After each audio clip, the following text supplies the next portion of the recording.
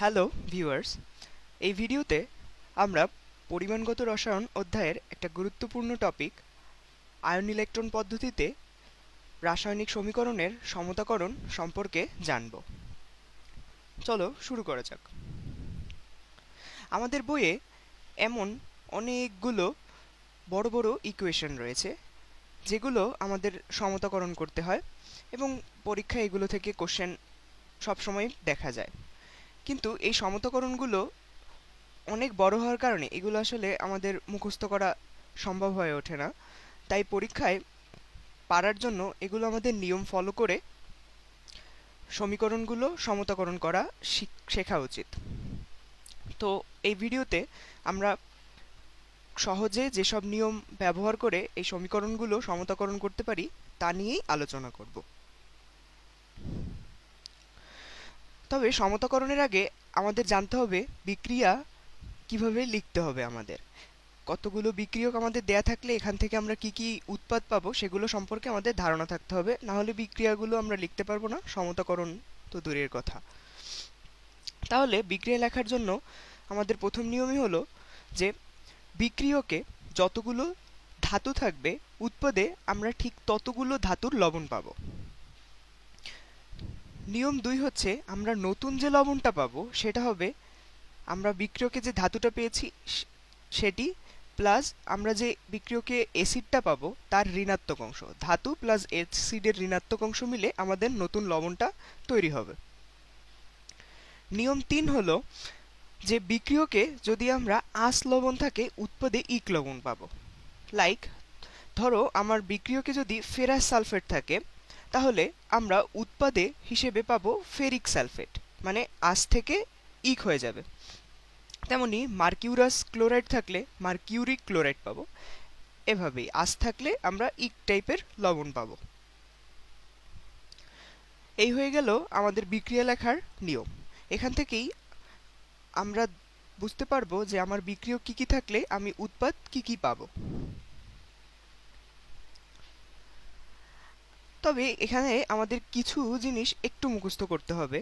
যেমন আমার বিক্রিয়ক হিসেবে আমাদের বইয়ে যেসব সমীকরণগুলো আছে তাতে পটাশিয়াম পারম্যাঙ্গানেট বা পটাশিয়াম ডাইক্রোমেট, তারপর oxalic acid, hydrogen peroxide, hydrogen sulphide, potassium iodide এগুলো থাকে।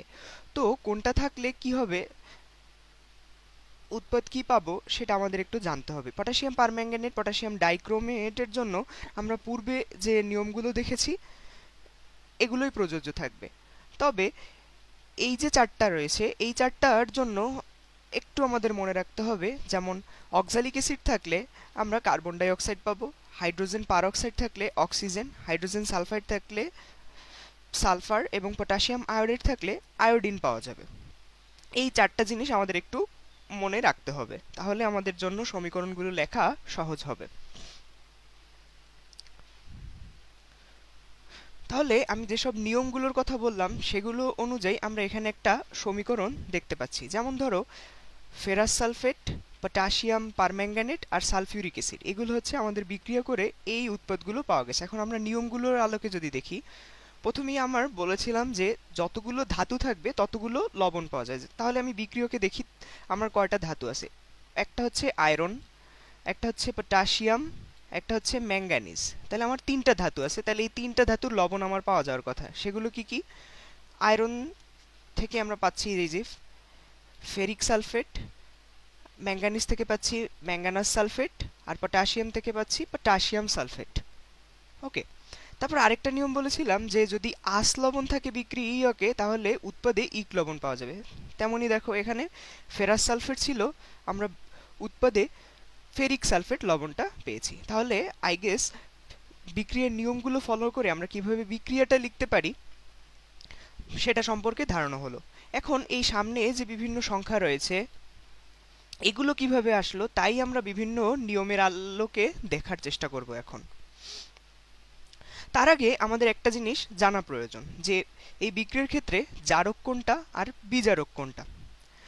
তো সেটা জানার আগে আমাদের সবসময় খেয়াল রাখতে হবে যে জারক বিজারক এগুলো অলওয়েজ থাকবে আমাদের বিক্রিয়কে, উৎপাদের ভিতরে না। তাহলে আমার জারক বিজারক এইটুকুর ভিতরেই রয়েছে। এক্ষেত্রে আমরা কিছু বাদ দেওয়ার চেষ্টা করব আগে। সবার প্রথমে আমরা মনে রাখবো আমাদের বিক্রিয়ায় যে অ্যাসিডটা রয়েছে, এই অ্যাসিডটা জারক বা বিজারক কিছু হিসেবেই কাজ করবে না। আর কোনটা জারক বিজারক এটা হিসাব করার জন্য আমরা এই অ্যাসিডের ভিতরে যে কয়টা মৌল রয়েছে এগুলোর জারণমান আমাদের আর হিসাব করার দরকার নেই, এগুলো জারিত বিজারিত হবে না। সো আমাদের একটা কমে গেল, তাহলে আমার রয়েছে এই দুইটার ভিতর থেকেই একটা আমাদের জারক, একটা হচ্ছে বিজারক। প্রথমেই দেখি আমাদের পটাশিয়াম পারম্যাঙ্গানেট। এখানে কি হচ্ছে দেখো, যে পটাশিয়ামের জারণমান হচ্ছে +1, আবার অক্সিজেন জারণমান হচ্ছে -2। তাহলে এখান থেকে আমরা ম্যাঙ্গানিজের জারণমান পাই হচ্ছে +7। আর আমরা একটু উৎপাদী হিসাব করি, ম্যাঙ্গানাস সালফেট, এইখানে ম্যাঙ্গানিজের জারণমান হচ্ছে +2। তাহলে যেহেতু এখানে +7 থেকে +2 তে চলে গেছে, তার মানে আমরা বুঝতে পারছি যে এখানে ম্যাঙ্গানিজ 5টা ইলেকট্রন গ্রহণ করেছে। আর যে বিক্রিয়ায় কোনো মৌল ইলেকট্রন গ্রহণ করে ওটা হচ্ছে বিজারণ বিক্রিয়া, আর যে বিজারণ বিক্রিয়া দেয় সে হচ্ছে কি জারক। তাহলে আমার এই বিক্রিয়ার ক্ষেত্রে পটাশিয়াম পারম্যাঙ্গানেটটা হচ্ছে জারক। তাহলে আমরা শর্টকাটে বলতেই পারি যে ফেরাস সালফেট যেটা আছে এটা হচ্ছে আমাদের বিজারক। তাও আমরা একটু হিসাব করে দেখি। এখানে ফেরাস সালফেটে আয়রনের জারণমান হচ্ছে +2, আর এখানে ফেরিক সালফেট, এখানে আয়রনের জারণমান হচ্ছে +3। তাহলে +2 থেকে +3 তে যাওয়ার জন্য কি হচ্ছে, আয়রন একটা ইলেকট্রন ত্যাগ করছে। আর যে বিক্রিয়ায় কোনো মৌল ইলেকট্রন ত্যাগ করে সেটা হচ্ছে কি জারণ বিক্রিয়া, আর জারণ বিক্রিয়া যে করে সেই হচ্ছে আমাদের বিজারক। তাহলে এই বিক্রিয়ার ক্ষেত্রে আমাদের ফেরাস সালফেটটা হচ্ছে বিজারক। ওকে, তাহলে বোঝা গেল আমাদের জারক কোনটা বিজারক কোনটা। ফেরাস সালফেট হচ্ছে আমাদের বিজারক আর পটাশিয়াম পারম্যাঙ্গানেটটা হচ্ছে জারক। আমরা এই সমতাকরণটা এখন দুটা টপিকের আন্ডারে করব। একটা হচ্ছে বিজারণ অর্ধবিক্রিয়ার সমতাকরণ, আর একটা হচ্ছে জারণ অর্ধবিক্রিয়ার সমতাকরণ। যেহেতু পটাশিয়াম পারম্যাঙ্গানেটটা হচ্ছে আমার জারক, তাহলে এটাই কি বিজারণ বিক্রিয়া দিবে। ফার্স্টে আমরা এটা সমতাকরণ করব। তাহলে শুরু করা যাক। এক্ষেত্রে আমরা 5টা স্টেপে সমতাকরণগুলো করব। প্রথম স্টেপটা আমরা দেখে নিই। ফার্স্ট স্টেপটাই হচ্ছে আমাদের প্রয়োজনীয় আয়নিক সমীকরণ লেখা। আমরা বিক্রিয়া থেকে জারক বিজারক খুঁজে বের করার পরে যেটা জারক হবে তার আয়নিক সমীকরণটা আমরা ফার্স্টে লিখে ফেলবো। এখানে পটাশিয়াম পারম্যাঙ্গানেট আছে, মানে এই ম্যাঙ্গানিজ হচ্ছে আমার এইখানে মেইনলি জারক। তাহলে ম্যাঙ্গানিজটা যে আয়নের ভিতরে আছে সেটাই হচ্ছে আমাদের আয়নিক সমীকরণের একটা অংশ। তাহলে এই যে পারম্যাঙ্গানেট আয়নটা আছে, পারম্যাঙ্গানেট আয়নটা দিয়ে আমরা শুরু করব। পারম্যাঙ্গানেট আয়ন, আর উৎপাদে রয়েছে আমাদের ম্যাঙ্গানিজ 2+, আমরা লিখে ফেললাম। আমাদের নেক্সট কাজটা হচ্ছে যে মৌলটি বিজারিত হয়েছে তার সমতাকরণ। আমরা আগেই বললাম যে পটাশিয়াম পারম্যাঙ্গানেট আয়নের ভিতরে ম্যাঙ্গানিজটা হচ্ছে আমাদের জারক। তাহলে এটা কি হবে, এটাই হচ্ছে আমাদের বিজারিত হয়েছে। এখন সমতাকরণের জন্য আমরা বিভিন্ন সংখ্যা দিয়ে আসলে গুণ করতে পারি, কিন্তু আমাদের এখানে কাজটা একটু সহজ হয়ে গেছে। দেখো যে আমাদের এখানে ম্যাঙ্গানিজ পারম্যাঙ্গানেট আয়নেও ম্যাঙ্গানিজ আছে একটা, আর ম্যাঙ্গানিজ 2+, এখানেও ম্যাঙ্গানিজ আছে একটা। সো আমাদের এখানে আর কিছু দিয়ে গুণ বা ভাগ করার প্রয়োজন পড়তেছে না, এটা অটোমেটিকই সমতাকরণ হয়ে গেছে। বাট ধরো যদি এখানে ম্যাঙ্গানিজ 2+, এটা যদি 2টা থাকতো, তাহলে আমরা এই বাম সাইডে একটা 2 দিয়ে গুণ করতাম, তাহলেই হচ্ছে সমতাকরণ হয়ে যেত। আই গেস বুঝতে পারলে। এবার আসি গুরুত্বপূর্ণ স্টেপ 3 নম্বর কাজই হচ্ছে যে অক্সিজেনের সমতাকরণ। আমরা এটা কিভাবে করতে পারি তার জন্য একটা শর্টকাট নিয়ম আমি এখানে লিখে রেখেছি। নিয়মটা হচ্ছে যে বিক্রিয়ক বা উৎপাদের যে পক্ষে অক্সিজেন আছে তার বিপরীত পক্ষে যত পরমাণু অক্সিজেন আছে তত অণু পানি যোগ করতে হবে। আমি একটু এক্সপ্লেন করে বলি। যেমন এটা হচ্ছে আমার পারম্যাঙ্গানেট আয়ন এখানে, আর এই পর্যন্ত তো আমরা আগের স্টেপেই দেখে এসেছি। পারম্যাঙ্গানেট আয়নের ভিতরে আমার 4টা অক্সিজেন পরমাণু আছে, তাই এইটা সমতা করার জন্য আমরা কি করব, উৎপাদের ভিতরে এই যেহেতু 4টা অক্সিজেন আছে, তাই আমরা 4 অণু পানি যোগ করে দিব। এ হচ্ছে আমাদের অক্সিজেন সমতাকরণের নিয়ম। তাহলে আমরা বলেছিলাম যে বিক্রিয়ক বা উৎপাদের যে পক্ষে অক্সিজেন আছে তার বিপরীত পক্ষে যত পরমাণু অক্সিজেন আছে তত অণু পানি যোগ করতে হবে। পারম্যাঙ্গানেট আয়নে 4টা অক্সিজেন আছে, তাহলে আমরা এই যে ডান সাইডে বা উৎপাদের ভিতরে 4 অণু পানি যোগ করব। তাহলে আমাদের অক্সিজেন সমতাকরণ মোটামুটি হয়ে গেল। দেখো এখানে আমার অক্সিজেন 4টা পরমাণু ছিল, এখানেও 4 দিয়ে গুণ করার পরে পানিকে দেখো অক্সিজেনের 4টা পরমাণুই হয়ে গেছে। তাহলে আমার অক্সিজেন সমতাকরণ হয়ে গেল। আমাদের পরবর্তী কাজ হচ্ছে হাইড্রোজেনের সমতাকরণ। তার জন্য আমি একটা নিয়ম এখানে লিখে রেখেছি যে যে পক্ষে পানি যোগ করা হয়েছে তার বিপরীত পক্ষে যত অণু পানি যোগ করা হয়েছে তার দ্বিগুণ হাইড্রোজেন আয়ন যোগ করতে হবে। মানে আমরা আগের স্টেপে দেখলাম যে আমরা উৎপাদের সাইডটায় 4 অণু পানি যোগ করেছি, তাহলে এইবার আমরা কি করব, যে যে পাশে পানি যোগ করেছি তার উল্টো পাশে আমরা যে যত অণু পানি যোগ করেছি, মানে 4 অণু পানি যোগ করেছি তার দ্বিগুণ মানে 8 অণু হাইড্রোজেন আয়ন এখানে যোগ করব। তাহলেই আমাদের হাইড্রোজেন সমতাকরণ হয়ে গেল। দেখো এখানে 8টা হাইড্রোজেন আয়ন আর এই পাশেও 8টা হাইড্রোজেন আয়ন। তাহলে বুঝতে পারলে আই গেস। আমরা পরবর্তী স্টেপে চলে যাই, যে চার্জের সমতাকরণ। এখন আমরা হাইড্রোজেন অক্সিজেন যা আছে সমতাকরণ করে ফেলেছি, যে মৌলটি বিজারিত হয়েছে সবই। এখন আমাদের চার্জের সমতাকরণ করতে হবে। চার্জের সমতাকরণের জন্য আমরা বিক্রিয়ক এবং উৎপাদে কোন সাইডে কত আয়ন আছে সেটা আগে দেখব। তারপর যে পাশে আমাদের ধনাত্মক আয়ন বেশি থাকবে ওই সাইডে আমরা ততগুলো ইলেকট্রন যোগ করে দেব। তাহলে আমরা হিসাব করি, আমাদের বিক্রিয়কে যদি দেখি এখানে ঋণাত্মক আয়ন আছে একটা আর ধনাত্মক আয়ন আছে 8টা, আর উৎপাদের ক্ষেত্রে 2টা আছে আমাদের ধনাত্মক আয়ন, আর পানির তো কোনো আয়ন নেই। তাহলে আমার বিক্রিয়কের ক্ষেত্রে টোটাল আয়ন হচ্ছে কত, 7, কারণ +8 - 1, তাহলে থাকে আমাদের হচ্ছে +7। আর আমাদের উৎপাদে আয়ন হচ্ছে +2, তাহলে +7 থেকে +2 মানে কি আমাদের বিক্রিয়কে 5টা ধনাত্মক আয়ন বেশি আছে। তাহলে আমি বলেছি যে যতগুলো ধনাত্মক আয়ন বেশি থাকবে ততগুলো ইলেকট্রন আমরা যোগ করে দেব। তাহলে যেহেতু আমার এখানে 5টা ধনাত্মক আয়ন বেশি আছে, তাই আমরা এই বিক্রিয়কের সাইডে 5টা ইলেকট্রন যোগ করে দিলাম। তাহলেই আমাদের এই যে বিজারণ অর্ধবিক্রিয়ার যে সমীকরণ ছিল সেটা সমাধান হয়ে গেল।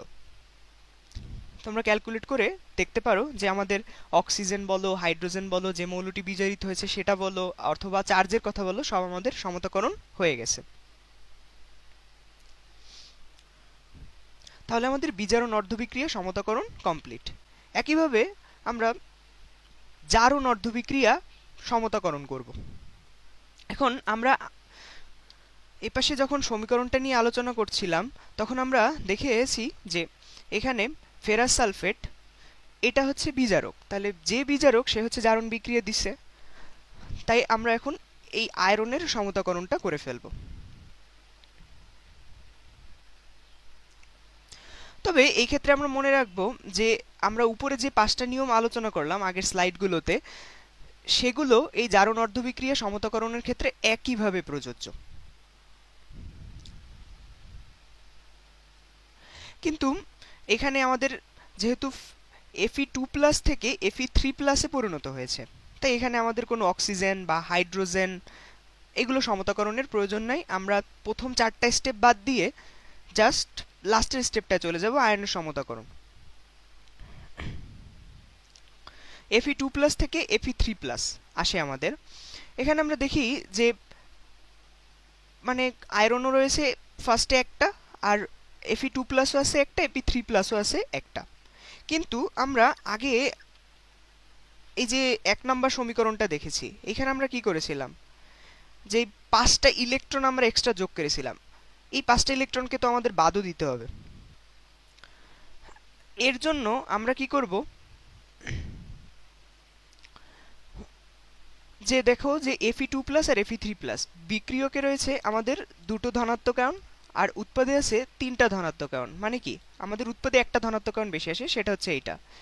কিন্তু আমরা দেখালাম যে আমরা 1 নাম্বার সমীকরণে 5টা ইলেকট্রন যোগ করেছিলাম, তাহলে ওই 5টা ইলেকট্রনকে বাদ দেওয়ার জন্য আমরা এখানে কি করব, এই সমীকরণটাকে 2 দিয়ে গুণ করব, না 5 দিয়ে গুণ করব। তাহলে কি হচ্ছে, এখানে 5fe2 প্লাস, এখানে 5fe3 প্লাস, এখানে 5টা ইলেকট্রন, তাহলে এই 5টা ইলেকট্রন এবং আগের 5টা ইলেকট্রন বাদ হয়ে যাবে, তাহলে আমাদের সমতাকরণটা হয়ে যাবে।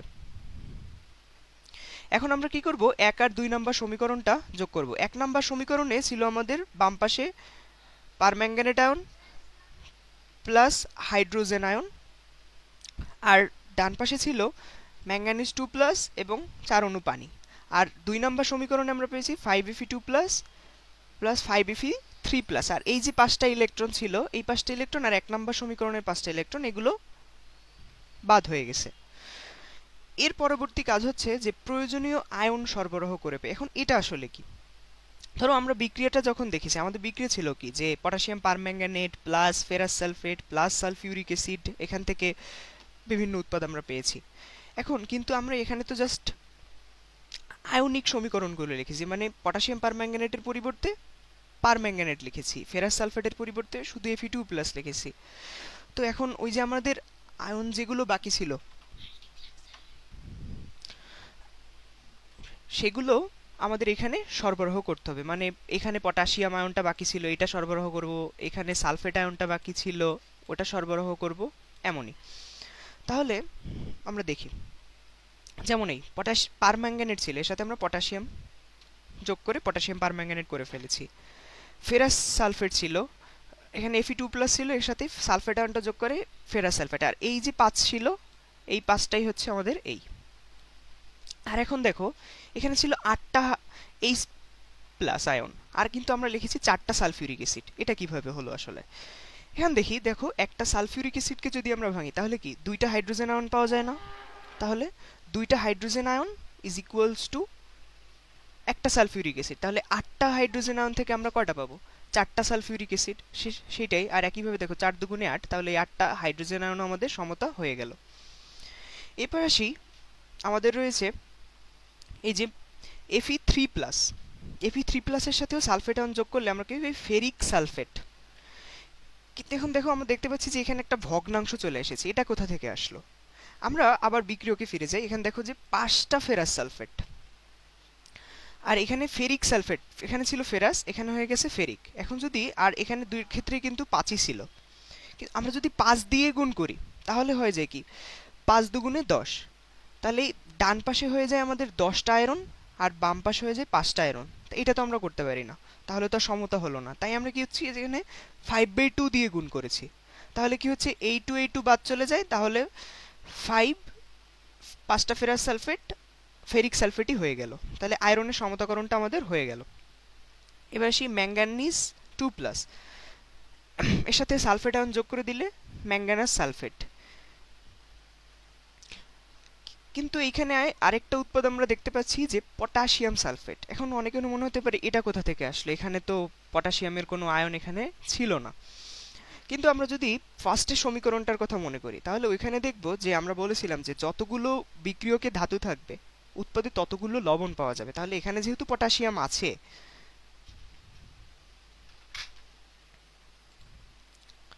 তাই উৎপাদে অবশ্যই আমরা পটাশিয়াম সালফেট লবণটা পাবো। আবার আমরা এখানে হাফ দিয়ে গুণ করেছি, কেন? দেখো বিক্রিয়কে আছে পটাশিয়াম পারম্যাঙ্গানেট, মানে এখানে পটাশিয়াম একটা, কিন্তু পটাশিয়াম সালফেটে আমার পটাশিয়াম কটা, 2টা। তাহলে আমরা যদি হাফ দিয়ে গুণ করি, এই 2 আর এই 2 বাদ যায়, এবং তাহলে বিক্রিয়ক আর উৎপাদে পটাশিয়াম সমান হয়ে গেল। আর আমাদের বাকি ছিল এই 4 অণু পানি, যেটা আমরা এখানে লিখে দিয়েছি। তাহলে এইভাবে করলে আমাদের, এখন তোমরা হিসাব করে দেখতে পারো যে সব আয়নগুলো আমাদের সমতাকরণ হয়ে গেছে। তোমরা হয়তো মনে করতে পারো আমরা তো সালফেট আয়ন বা অক্সিজেন এগুলো নিয়ে কোনো ধরনের হিসাব করলাম না, কিন্তু তোমরা যদি হিসাব করে দেখো তাহলে দেখবে অবশ্যই সমান হয়ে গেছে। আমি তোমাদের বলেছি আগেই যে অ্যাসিডের ভিতরে যে মৌলগুলো আছে ওগুলো নিয়ে আমাদের ভাবনার দরকার নেই, ওগুলো অটোমেটিকই সমতাকরণের পরে ওগুলো একা একাই সমতাকরণ হয়ে যাবে। তাহলে এই হচ্ছে, কিন্তু আমাদের আরেকটা নিয়ম হচ্ছে যে দেখো যে রাসায়নিক সমীকরণের ক্ষেত্রে কোনো ভগ্নাংশ থাকতে পারবে না। তাই আমরা এটাকে কি করি, যে এই সমীকরণটাকে, এটা ধরো 3 নাম্বার সমীকরণ, এটাকে আমরা যদি 2 দিয়ে গুণ করি, তাহলে এখানে 5 দুগুণে 10টা ফেরাস সালফেট, 2 দিয়ে গুণ করলে 2টা পটাশিয়াম পারম্যাঙ্গানেট, এখানে 4টা সালফিউরিক অ্যাসিড, আবার 2 দিয়ে যদি গুণ করি তাহলে 8টা সালফিউরিক অ্যাসিড। আর দেখো 5/2 ছিল, এখানে 2 দিয়ে গুণ করলে থাকবে 5টা ফেরিক সালফেট, তারপর 2 দিয়ে গুণ করলে 2টা ম্যাঙ্গানাস সালফেট, আর এখানে 2 দিয়ে গুণ করলে হাফ আর ইন্টু 2 মানে 1 থাকবে, তাহলে একটা পটাশিয়াম সালফেট, আর 4কে 2 দিয়ে গুণ করলে 8টা পানির অণু। তাহলে এই দেখো আমাদের সমতাকরণ এবার হয়ে গেল, একদম কমপ্লিট। তো এই নিয়মগুলো যদি আমরা সব ফলো করি তাহলে আমরা খুব সহজেই হচ্ছে আয়ন ইলেকট্রন পদ্ধতিতে কোনো একটা রাসায়নিক সমীকরণ সহজেই সমতাকরণ করে ফেলতে পারবো। আমি তো এখানে 5টা স্টেপে ভেঙে ভেঙে সমীকরণ সমতাকরণগুলো দেখালাম, কিন্তু পরীক্ষায় যখন আমরা এটা লিখব তখন আমাদের 5টা স্টেপে এভাবে এক একটা হেডিং দিয়ে লেখার কোনো প্রয়োজন নেই। আমরা সব ক্যালকুলেশনগুলো আমাদের মাথার মধ্যে করে একটা লাইনেই হচ্ছে সমতাকরণটা করে ফেলবো। যেমন আমরা বিজারণ অর্ধবিক্রিয়ার ক্ষেত্রে শুধু এই লাইনটাই লিখব, আবার জারণ অর্ধবিক্রিয়ার জন্য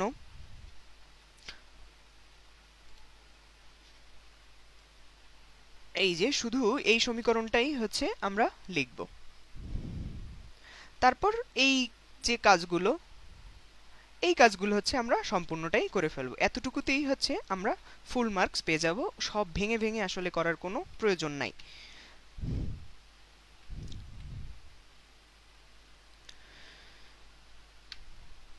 কিন্তু সবশেষে একটা বিষয় তোমাদের দিয়ে রাখি, সেটা হচ্ছে পিসিস স্পেশাল।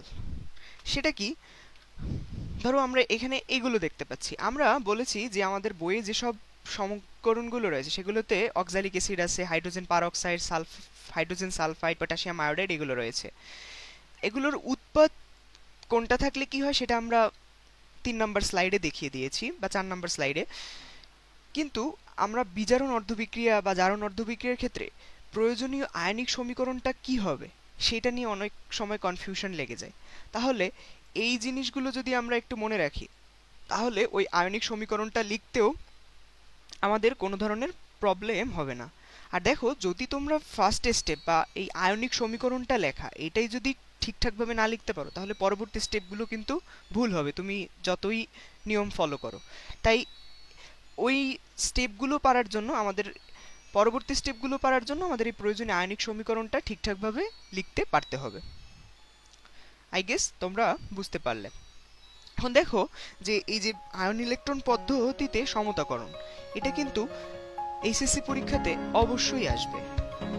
একটা বা দুইটা সৃজনশীলও চলে আসতে পারে। হয়তো তোমার গ নাম্বারে বলে দিবে যে সমীকরণটা সমাধান করতে উদ্দীপকে একটা সমীকরণ দেয়া থাকবে, এবং ঘ নাম্বারে হচ্ছে তোমার এই সমীকরণটা ইউজ করে একটা ম্যাথ করতে দেওয়া হবে। বেশিরভাগ সময় দেখা যায় যে তোমার আয়রনের পরিমাণ কতটুকু এটা হিসাব করতে দেয়। তো ওইটা হিসাব করার জন্য অবশ্যই আমাদের সমতাকরণটা ঠিকঠাক করতে হবে। সমতাকরণ যদি ঠিকঠাক না হয় তাহলে ক্যালকুলেশনগুলো ভুল হবে। তাই তোমাদের উচিত যে এই নিয়মগুলো ফলো করে এই সমীকরণ সমাধান করা এটা শিখে ফেলা। অবশ্যই তোমরা তোমাদের পরীক্ষায় এটা যদি শিখতে পারো অবশ্যই তোমরা এই মার্কগুলো সিকিউর করতে পারো।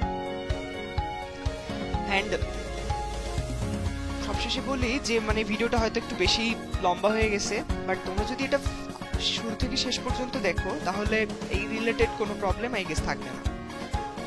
আর তারপরে যদি কোনো ধরনের প্রবলেম থাকে তোমরা কমেন্ট সেকশনে বলতে পারো, আমি চেষ্টা করব উত্তরগুলো দেয়ার। And once again thanks for watching this video. Thank you.